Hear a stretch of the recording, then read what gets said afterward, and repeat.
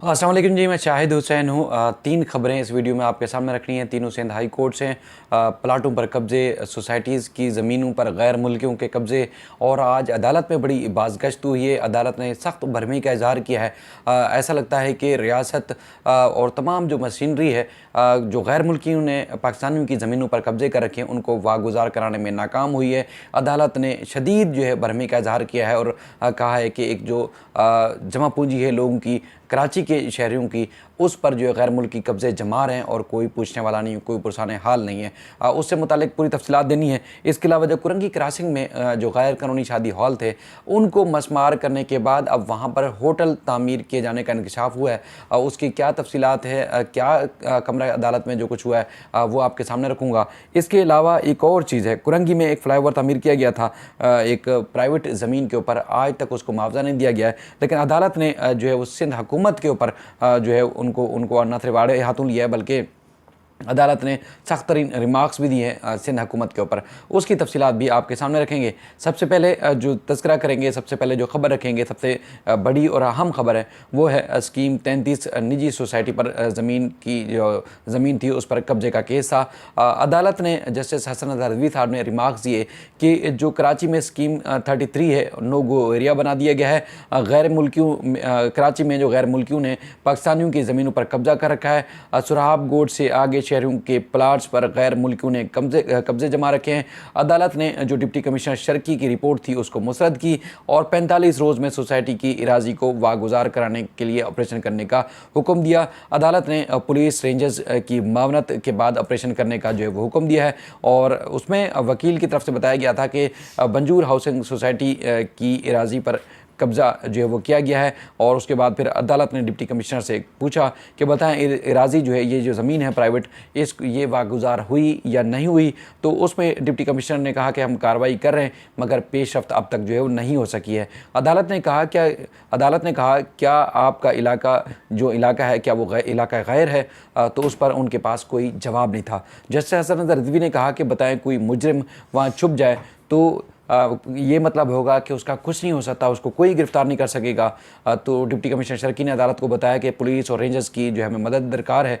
जिस पर जस्टिस हसन रिजवी ने कहा कि आपके तो अपने मुखबर होते हैं, वहाँ जो है वो क्या कर रहे हैं उनको कोई मालूमात नहीं है। तो उस पर फिर अदालत ने मज़ीद रिमार्क्स में कहा कि ऑपरेशन ना करें तो उसमें कितने फ़ोन आए और ऑपरेशन के रोकने के हवाले से कितने आपको जो है कॉल्स आई। तो उसके बाद फिर उन्होंने कहा कि क्या आप पर कोई दबाव तो नहीं है कि ऑपरेशन जो है वो नहीं कर रहे। गैर मुल्कियों ने जिस तरह जो है ज़मीनों पर कब्जे किए हैं, यकीनी तौर पर ये गैर मुल्की वो हैं जो अफ़गानी है, अफ़गानिस्तान से उनका ताल्लुक़ है, लेकिन भरमार है। आप सुराब बोर्ड से उस तरफ आगे चले जाएँ, जितनी भी सोसाइटीज़ हैं शहर के अंदर, उसके बाद फिर आप चाहे डिस्ट्रिक्ट वेस्ट में चले जाएँ, डिस्ट्रिक्ट ईस्ट में भरमार है इसी तरह गैर मुल्की है बल्कि अफ़गानिस्तानी हैं, उनके जो है वो इसी तरह ज़मीनों के ऊपर कब्जे हैं। अदालत ने कहा कि इन 500 जो कब्जा गिर हैं इनको कौन सपोर्ट कर रहा है, यानी कि 500 लोग यकीनी तौर पर अफ़गानी हैं, इनको कौन सपोर्ट कर रहा है। लोगों को उम्मीद है कि इनके प्लाट जो हैं उनको वापस मिलेंगे। और डिस्ट्रिक्ट शर्की ने कहा कि उन्हें 2 महीने की मोहलत दी जाए, और तो उस पर अदालत ने कहा कि हम आपको अगर 2 महीने की मोहलत भी दे देते हैं तो उसमें आप क्या करेंगे। जैसे हसन रिजवी ने कहा कि हमारे ज़माने में एक जो SDM होता था वो अकेला सब चीज़ों को कंट्रोल करता था, और आप लोगों के पास इतनी टीमें हैं तो कि वो टीमें क्या कर रही हैं, लोगों की ज़मीनें जो है अब तक वागुजार क्यों नहीं कराई गई। उस पर अदालत ने फिर ये भी कहा कि अगर सोसाइटी हिफाजत नहीं कर सकती तो रियासत क्या कुछ नहीं करेगी। और उसके बाद अदालत ने कहा कि लोगों के प्लाट्स की हिफाजत क्या जो रियासत है उसकी ज़िम्मेदारी नहीं है, यानी कि रियासत जो है वो अगर कोई सोसाइटी में किसी ने प्लाट बुक कराया, कहीं और जगह प्लाट बुक कराए, तो अगर वो ज़िम्मेदार जो हैं, जो ज़िम्मेदारान हैं, अगर वो इन प्लाटों की हिफाजत नहीं करते तो क्या कोई और इदारा या रियासत जो है इन प्लाटों के तहफ़्फ़ुज़ नहीं कर सकती। जिस तरह एक तो पाकिस्तानी ज़ाहिर है एक दूसरे के प्लाटों पर, उनकी प्रॉपर्टीज़ के ऊपर 40-40 साल से कब्ज़े हैं, इससे ज़्यादा अरसा भी हो चुका है, कई फाइलें बन चुके हैं।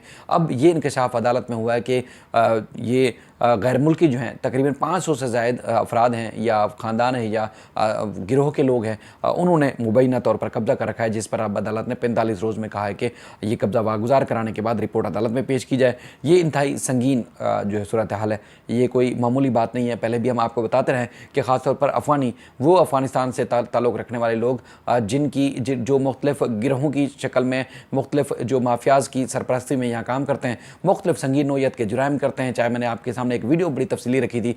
कोई ईद का त्यौहार हो, कोई और त्यौहार हो, आप ना किसी पब्लिक प्लेस पे जा सकते हैं, ना किसी पार्क में जा सकते हैं, ना CVU पे, ना कहीं शहर के दूसरे इलाकों में जा सकते हैं। वहाँ पर एक आपको यलगार नज़र आएगी। आप पुलिस हो, तमाम इदारे जो बेबस नज़र आते हैं। इसी तरह आप सिर्फ पब्लिक पे फैमिली के साथ नहीं जा सकते, वो फैमिली के साथ आपको नज़र नहीं आएंगे। और आपको ढोल बाजे और बड़े बड़े जो है म्यूज़िक और साउंड सिस्टम लेके पूरे शहर में दनदनाते फिरते हैं। ईद के त्यौहार पे तो खासतौर पर निकल नहीं सकते, क्योंकि कराची में आपको पता है कि ज़्यादा लोगों के ख़ानदान नहीं है, चंद ख़ानदान होते हैं। उसके बाद फिर 2-4 दिन अगर बीच में अगर तातीलात आ जाए, किसी किस्म की छुट्टी हो या कोई त्यौहार हो, तो बच्चों को घुमाने तक आप नहीं जा सकते। इस तरह का अफवानियों ने यलगार मचाई हुई है शहर में, कोई पूछने वाला नहीं है। तो बहरहाल ये अब अदालत में एक चीज़ बड़ी एक वाज़ेह हो गई। हम डिस्ट्रिक्ट वेस्ट में, जिसमें आरिफ शाह साहब का मामला आपके सामने करते रहे कि औरंगी टाउन बल्कि कटी पहाड़ी और कटी पहाड़ी से उस तरफ यानी कि औरंगी टाउन के मुख्तलिफ इलाकों में इसी तरह के कब्जे हैं। सरकारी ज़मीनों के ऊपर, कॉलेजेस की ज़मीनों के ऊपर, प्लाटों के ऊपर, स्कूलों की ज़मीनों के ऊपर, यूनिवर्सिटीज़ की ज़मीनों के ऊपर जो है वो बड़ी बड़ी इमारतें बनाकर जो है वो बैठ गए हैं और कोई पुरसाने हाल नहीं है उनकी। अगर अदालत भी ऑर्डर देती है कि उन गैर कानूनी तामीरात को मसमार किया जाए तो उस पर कोई कार्रवाई नहीं होती। अच्छा, अगली खबर की तरफ बढ़ते हैं। आपको याद होगा कुरंगी क्रॉसिंग में एक लाइन से जो वो शादी हाल थे, शादी हाल को सुप्रीम कोर्ट के हुक्म के बाद तोड़ा गया था। तकरीबन 35 या उससे ज़ायद ये शादी हाल थे। एतराज़ ये था कि ये रिहायशी ज़मीन थी और उसके बाद फिर इस रिहायशी ज़मीन के ऊपर जो वो गैर कानूनी तौर पर कमर्शल काम हो रहा था, कमर्शल मकासद के लिए इस्तेमाल की जा रही थी ये ज़मीन, यानी कि शादी हाल बनाए गए थे। इसमें दारुल इस्लाम एक सोसाइटी है, उसी जगह पर उनकी तरफ से एक दरख्वास्त दायर की गई थी। तो आज जो कमरा अदालत में जो है शादी हाल की ज़मीन पर, यानी कि उसी ज़मीन पर जहां शादी हाल तोड़े गए थे, अब वहां होटल बनाए जाने का इंकशाफ हुआ है, जिस पर अदालत ने इस तरह की गैर कानूनी तामीर और गैर कानूनी होटल बनाने के ऊपर जो भरमी का इजहार किया है। और अदालत ने कहा कि ये कैसे मुमकिन है कि अगर एक जो है गैर कानूनी तामीरात को ऑपरेशन करके ख़त्म किया जाए और दूसरी गैर कानूनी तामीरात की इजाज़त कैसे उनको जो है मिल सकती है। वकील ने बताया, दरख्वास्त गुजार के जो दारुल इस्लाम सोसाइटी के थे, उन्होंने कहा कि शादी हाल मालिकान इन्हीं प्लाटों पर बगैर इजाज़त जो है होटल तामीर कर रहे हैं। और जिस पर जस्टिस हसन अजहर रिजवी ने कहा कि कुरंगी में गैर कानूनी शादी हाल तो सुप्रीम कोर्ट ने मसमार करने का इनको हुक्म दिया था और सिंध हाई कोर्ट ने भी सुप्रीम कोर्ट के हुक्म पर अमल दरामद कराया था, और ये कैसे मुमकिन हो सकता है कि फिर गैर कानूनी तौर पर कमर्शियल काम हो सके। अब अदालत ने जो दरख्वास्त गुजार थे उनको कहा कि जो आपने प्रेयर की हुई थी, जो इस्तदा की थी, उसमें कुछ तरमीम करें और उसके बाद फिर अगली समात पे इस कार्रवाई को मज़ीद देखा जाएगा। अच्छा, एक और बड़ी और अहम और ख़ास खबर है। कुरंगी में फ्लाईओवर की तामीर के ऊपर निजी जो है वो एराजी के ऊपर फ्लाईओवर तामीर किया गया था और उसके बाद फिर मुआवजा अब तक नहीं दिया गया, जिस पर अदालत में समात हुई। और उसके बाद फिर पहले भी 1-2 दफ़ा हमने रिपोर्ट किया, लेकिन आज बड़ी एक अहम चीज़ हुई है। लोग कहते हैं कि सूबाई हुकूमत या कोई भी इदारा अगर कोई काम नहीं करता तो उसके बाद फिर अदालतें जो कुछ बोलती नहीं, अदालतें कोई हुक्मनामे जारी नहीं करते। ये बातें जब जब आती हैं अदालतों के अंदर, जब चीज़ें सामने आती हैं, तो जजेस ना सिर्फ ऑब्जर्वेशन देते हैं बल्कि अपने जो एक रिमार्क्स हैं और गुस्सा है और बरहमी है, उस बरहमी का इजहार भी करते हैं। अदालत ने रिमार्क्स में कहा कि सिंध हुकूमत कितने महकमों के कंधों पर चलेगी, और अदालत ने जो सिंध हुकूमत की जो रिपोर्ट थी, उनकी जो कारकर्दगी थी, उस पर अदम इत्मीनान का इजहार किया और बरहमी करते हुए कहा कि जो है वो चीफ सेक्रेटरी आइंदा समात पर पेश हों और उसके बाद फिर रिपोर्ट अदालत के सामने रखें। सरकारी वकील ने अदालत को बताया कि चीफ सेक्रेटरी जो है मसरूफ़ हैं और मसरूफियत के बायस वो पेश नहीं हो सकते और उनको जो है चीफ सेक्रेटरी को मोहलत दी जाए ताकि 15 रोज़ के अंदर पेश हो जाए। दरख्वास्त गुजार जो निजी प्राइवेट यानी कि निजी प्लाट के जो मालिक हैं, उनके वकील फैसल सदीकी ने अदालत को बताया कि चीफ सेक्रेटरी जो है वो जवाब जमा करा चुके हैं, लेकिन जो सरकारी वकील हैं इनको पता नहीं है।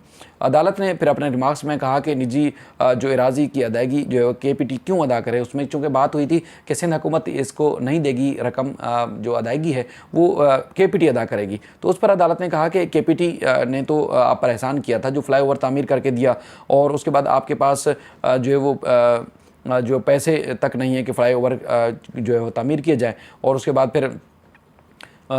फिर अदालत को बताया गया फैसल सदीकी साहब की तरफ से कि एक और प्लाट के पैसे जो है सिंध हुकूमत ने अदा कर दिए हैं, और उसके बाद फिर अब कहा जा रहा है कि KPT दीगर प्लाटों की जो पैसे हैं उनकी अदायगी करे। KPT का काम सिर्फ इतना था कि फ़्लाईओवर बनाना था, सिंध हुकूमत के उन्होंने फ़्लाईओवर बनाने के बाद हवाले कर दिया है, और KPT किसी किस्म के वाजबात अदा करने का ज़िम्मेदार नहीं है। और KPT फ़्लाईओवर तामीर जो है पाकिस्तान मंसूबे के तहत जो वो किया गया था, तामीर पाकिस्तान मंसूबे के तहत जो किया गया था, लेकिन ये जो रकम थी बुनियादी तौर पर ये रकम देनी थी सिंध हुकूमत को, लेकिन सिंध हुकूमत ने रकम नहीं दी, जिस पर आपने अदालत की ऑब्जर्वेशन देखी कि अदालत ने खुद कहा कि सिंध हुकूमत ना जाने कितने महकमों के कंधों के ऊपर चलेगी।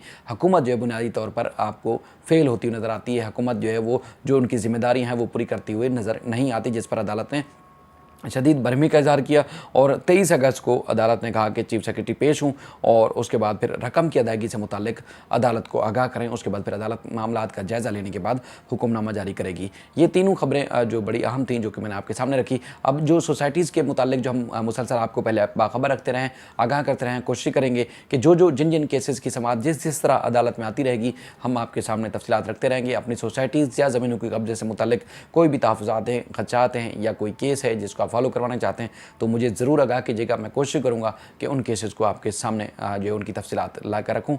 अपना ख्याल रखिएगा। अल्लाह हाफ़िज़।